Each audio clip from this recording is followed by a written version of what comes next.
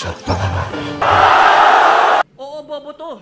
Nung battle niya kay Apex, nag-reference to ng DC. Kaso di correct.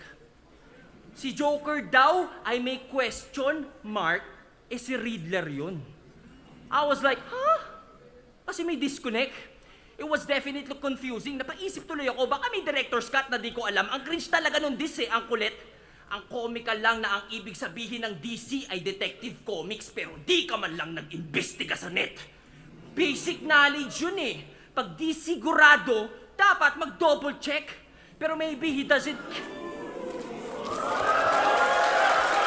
Basic knowledge yun eh. Pag di sigurado, dapat mag-double check.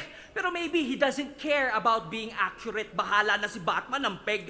Pag talaga member ng Dinosaur Club na Donggago Clan, asahan mong Wex, fucking dumb clowns really ain't worthy of a damn ounce of respect!